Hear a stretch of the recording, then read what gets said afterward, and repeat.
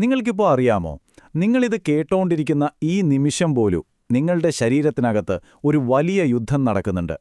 സദാസമയവും നമ്മളെ രോഗങ്ങളിൽ നിന്ന് രക്ഷിക്കാൻ പോരാടുന്ന ഒരു അത്ഭുതകരമായ പ്രതിരോധ സേന. അപ്പോൾ ഇന്ന് നമ്മൾ ആ കോട്ടയുടെ രഹസ്യങ്ങളിലേക്കൊന്ന് ഇറങ്ങിച്ചെല്ലാൻ പോവുകയാണ്. ഒന്ന് ആലോചിച്ചു നോക്കിയേ, നമ്മൾ ജീവിക്കുന്ന ഈ ലോകത്ത് നമ്മൾ ശ്വാസമെടുക്കുന്ന വായുവിൽ, കുടിക്കുന്ന വെള്ളത്തിൽ, എന്തിന് എല്ലായിടത്തും കോടിക്കണക്കിന് രോഗാണുക്കളുണ്ടല്ലേ? എന്നിട്ടും മിക്കവാറും സമയത്തൊന്നും നമുക്ക് അസുഖം വരുന്നില്ല. അപ്പോൾ എന്തായിരിക്കും അതിന് കാരണം? എങ്ങനെയാ നമ്മുടെ ശരീരം ഈ കാണാൻ പറ്റാത്ത ശത്രുക്കളിൽ നിന്നൊക്കെ നമ്മളെ രക്ഷിക്കുന്നത്? ആ ചോദ്യത്തിനുള്ള ഉത്തരം ഒരൊറ്റ വാക്കിലുണ്ട്: ഇമ്മ്യൂണിറ്റി. അതായത് നമ്മുടെ രോഗപ്രതിരോധ ശേഷി. ഇത് ശരിക്കും പറഞ്ഞാൽ നമ്മുടെ ശരീരത്തിന്റെ സ്വന്തം ഒരു ആർമി പോലെയാണ്. പുറത്തുനിന്ന് വരുന്ന ശത്രുക്കളെ തടയുക, ഇനി അഥവാ ആരെങ്കിലും അകത്ത് കടന്നാൽ അവരെ കണ്ടെത്തി നശിപ്പിക്കുക. ഇതാണ് ഈ ആർമിയുടെ മെയിൻ ജോലി. ശരി, അപ്പോൾ നമുക്ക് കുറച്ചുകൂടെ ഡീറ്റെയിൽ ആയിട്ട് നോക്കാം. എങ്ങനെയാണ് ഈ ഡിഫൻസ് സിസ്റ്റം വർക്ക് ചെയ്യുന്നത്? നിങ്ങളൊന്ന് ആലോചിച്ചു നോക്കൂ, നമ്മുടെ ശരീരം ഒരു വലിയ കോട്ടയാണെന്ന്. ഏതൊരു കോട്ടയ്ക്കും ഏറ്റവും പ്രധാനം എന്താ? അതിന്റെ പുറത്തുള്ള മതിലുകളല്ലേ? അതാണ് നമ്മുടെ പ്രതിരോധത്തിലെ ആദ്യത്തെ ലൈൻ. ഈ ആദ്യത്തെ പ്രതിരോധ നിരയുടെ പേരാണ് ഇന്നേറ്റ് ഇമ്മ്യൂണിറ്റി. ഇത് നമ്മുടെ കോട്ടയുടെ ആ പുറമുതില് പോലെ തന്നെയാണ്. ഇത് ഇന്ന ശത്രു, ഇന്ന ആളെന്നൊന്നും നോക്കില്ല, ആര് വന്നാലും തടയും. ഉദാഹരണത്തിന് നമ്മുടെ സ്കിൻ, അത് തന്നെ ഒരു വലിയ കവചമാണ്. പിന്നെ നമ്മുടെ മൂക്കിലും തൊണ്ടയിലുമൊക്കെയുള്ള ആ ശ്ലേഷ്മമില്ലേ, അതൊരു കെണി പോലെ രോഗാണുക്കളെ പിടിച്ചുവെക്കും. ഇനി വയറ്റിലെത്തിയാലോ, അവിടുത്തെ ആസിഡ് ഒരു തീക്കുഴി പോലെ എന്തിനേയും ദഹിപ്പിച്ചു കളയും. പക്ഷേ ഈ മതിലുകളെയെല്ലാം ഭേദിച്ച് ഒരു ചെറിയ മുറിവിലൂടെയോ മറ്റോ ഒരു രോഗാണു അകത്തേക്ക് കടന്നാൽ അപ്പോൾ എന്ത് സംഭവിക്കും? ഉടനെ നമ്മുടെ ശരീരം ഒരു അലാറം മുഴയ്ക്കും. അതിനെയാണ് നമ്മൾ ഇൻഫ്ലമേറ്ററി റെസ്പോൺസ് എന്ന് പറയുന്നത്. നിങ്ങൾ ശ്രദ്ധിച്ചിട്ടുണ്ടാവില്ലേ, നമുക്കൊരു മുറിവ് പറ്റുമ്പോൾ ആ ഭാഗം ചെറുതായിട്ടൊന്ന് ചുവന്ന് ഒരു ചൂടൊക്കെ വരുന്നത്? അത് യുദ്ധം തുടങ്ങി എന്നതിൻ്റെ സിഗ്നലാണ്. നമ്മുടെ ഡിഫൻസ് ടീം അങ്ങോട്ട് കുതിച്ചെത്തുകയാണെന്നതിൻ്റെ സൂചന. ഈ അലാറം കേട്ട് ആദ്യം തന്നെ ഓടിയെത്തുന്നത് നമ്മുടെ കോട്ടയിലെ സാധാരണക്കാരായ പട്ടാളക്കാരാണ്. ഇവരെയാണ് ഫാഗോസൈറ്റുകൾ എന്ന് വിളിക്കുന്നത്. ഒരുതരം വെളുത്ത രക്താണുക്കളാണ് കേട്ടോ ഇവർ. ഇവരുടെ പണി സിമ്പിളാണ്: ശത്രുവിനെ വിഴുങ്ങി നശിപ്പിക്കുക. ഇവരെ ആക്രമിക്കുന്ന രീതിയുണ്ടല്ലോ, അത് ഭയങ്കര രസമാണ്. ഫാഗോസൈറ്റോസിസ് എന്നാണ് അതിന് പറയുക. സംഭവം ഇത്രയേ ഉള്ളൂ. ആദ്യം ഈ ഫാഗോസൈറ്റ് രോഗാണുവിനെ അതിൻ്റെ അടുത്തേക്ക് വിളിച്ചു ചുറ്റും വളയും. പിന്നെ അതിനെ അവിടെ വിഴുങ്ങും. ഉള്ളിൽ ചെന്നാൽ ലൈസോസോം എന്ന് പറയുന്നൊരു ഭാഗമുണ്ട്. അതിൽ നിറയെ ദഹിപ്പിക്കാനുള്ള എൻസൈമുകളാണ്. അത് വന്ന് ഈ വിഴുങ്ങിയ സാധനവുമായി കൂടിച്ചേർന്ന് ആ ശത്രുവിനെ അങ്ങ് ഇല്ലാതാക്കും. ഇനി ഈ യുദ്ധം കുറച്ച് വലുതാവുകയാണെങ്കിലോ, അതായത് ഇൻഫെക്ഷൻ ശരീരത്തിൽ പലയിടത്തും പടരുകയാണെങ്കിൽ, നമ്മുടെ വെളുത്ത രക്താണുക്കൾ, പൈറോജേനുകൾ എന്ന് പറയുന്ന ചില കെമിക്കൽസ് പുറത്തുവിടും.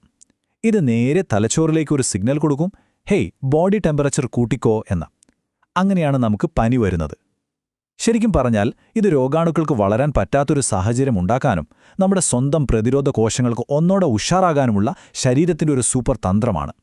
പക്ഷേ ഈ സാധാരണ സൈനികർക്ക് മാത്രം ഈ ശത്രുവിനെ തോൽപ്പിക്കാൻ പറ്റിയില്ലെങ്കിലോ, അപ്പോഴാണ് നമ്മുടെ കോട്ടയിലെ സ്പെഷ്യൽ ഫോഴ്സിനെ ഇറക്കേണ്ടി വരുന്നത്.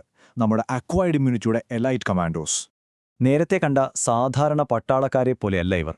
ഇവർക്ക് ഓരോ പ്രത്യേക ശത്രുവിനെയും തിരിച്ചറിഞ്ഞ് വേട്ടയാടാൻ ട്രെയിനിങ് കിട്ടിയിട്ടുണ്ട്.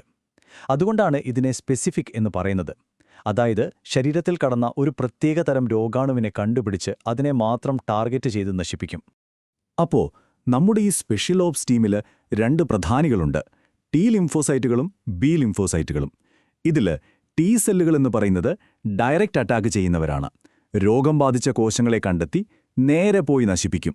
ബി സെല്ലുകൾ അങ്ങനെയല്ല, അവർ ആയുധങ്ങൾ ഉണ്ടാക്കുന്നവരാണ്. അവർ ആന്റിബോഡികൾ എന്നു പേരുള്ള പ്രത്യേക പ്രോട്ടീനുകൾ ഉണ്ടാക്കും. ഈ ആന്റിബോഡികൾ ശത്രുവിനെ കൃത്യമായി തിരിച്ചറിഞ്ഞ് ആക്രമിക്കും.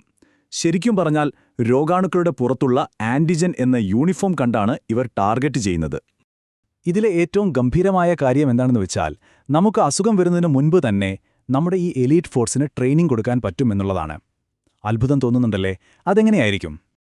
അതിൻ്റെ കഥ തുടങ്ങുന്നത് എഡ്വേർഡ് ജെന്നർ എന്ന ഒരു ഡോക്ടറിൽ നിന്നാണ്. അദ്ദേഹം ഒരു കാര്യം കണ്ടെത്തി: ഒരു രോഗത്തിൻ്റെ വളരെ ദുർബലമായ രൂപം ശരീരത്തിലേക്ക് കടത്തിവിട്ടാൽ നമ്മുടെ ശരീരം യഥാർത്ഥ രോഗം വരുമ്പോൾ അതിനെതിരെ പോരാടാൻ പഠിക്കുമെന്ന്. അവിടെ നിന്നാണ് വാക്സിനേഷൻ എന്ന വിപ്ലവകരമായ ആശയം തുടങ്ങുന്നത്. അപ്പോൾ ഇതാണ് ഇമ്മ്യൂണൈസേഷൻ്റെ ഏറ്റവും ബേസിക് ആയിട്ടുള്ള ഐഡിയ. ശരിക്കും നമ്മുടെ ആർമിക്ക് ഒരു മോക്ക് ഡ്രില്ല് കൊടുക്കുന്നത് പോലെ. ശരിക്കുള്ള ശത്രു വരുന്നതിന് മുമ്പ് തന്നെ ഇതാണ് ശത്രു, ഇങ്ങനെയാണ് അവരെ തിരിച്ചറിയേണ്ടത് എന്ന് പഠിപ്പിച്ചു കൊടുക്കുകയാണ് നമ്മൾ. ജെന്നർ അന്ന് തുടങ്ങിയ ആശയം ഇന്ന് ഒരുപാട് മുന്നോട്ടു പോയി. ഇന്ന് നമുക്ക് പലതരം വാക്സിനുകളുണ്ട്. MMR വാക്സിനൊക്കെ പോലെ വീര്യം കുറച്ച് രോഗാണുക്കളെ ഉപയോഗിക്കുന്നവയുണ്ട്. അല്ലെങ്കിൽ പോളിയോ വാക്സിൻ്റെ കാര്യത്തിലെന്നപോലെ മരിച്ച രോഗാണുക്കളെ ഉപയോഗിക്കുന്നവയുണ്ട്. എന്തിന്? COVID-19 വാക്സിനിലൊക്കെ കണ്ടതുപോലെ രോഗാണുവിൻ്റെ ഒരു കുഞ്ഞൻ ജനിതക ഭാഗം മാത്രം ഉപയോഗിച്ച് നമ്മുടെ പ്രതിരോധ സംവിധാനത്തിന് ട്രെയിനിങ് കൊടുക്കുന്ന അത്രയും അഡ്വാൻസ് ടെക്നോളജി വരെയുന്നുണ്ട്. അതുകൊണ്ടാണ് വാക്സിനേഷൻ അല്ലെങ്കിൽ ഇമ്മ്യൂണൈസേഷൻ ഇത്രയധികം പ്രാധാന്യമുള്ള ഒന്നാകുന്നത്.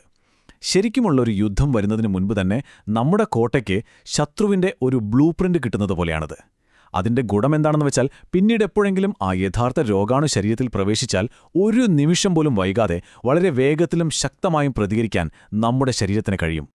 അപ്പോൾ നോക്കൂ, ആയിരക്കണക്കിന് വർഷങ്ങൾ കൊണ്ട് പരിണമിച്ച് നമ്മളെ സംരക്ഷിക്കുന്ന ഈ ഒരു അത്ഭുത സംവിധാനം ഇപ്പോഴും പുതിയ പുതിയ കാര്യങ്ങൾ പഠിച്ചുകൊണ്ടിരിക്കുകയാണ്. അപ്പോൾ നമുക്കും ഒന്ന് ആലോചിക്കാം, ഈ മാറിക്കൊണ്ടിരിക്കുന്ന ലോകത്ത് പുതിയ രോഗങ്ങളും നമ്മുടെ ജീവിതശൈലിയുമൊക്കെ വച്ചു നോക്കുമ്പോൾ നമ്മുടെ ഈ പ്രതിരോധ സംവിധാനം നേരിടാൻ പോകുന്ന അടുത്ത വലിയ വെല്ലുവിളി എന്തായിരിക്കും?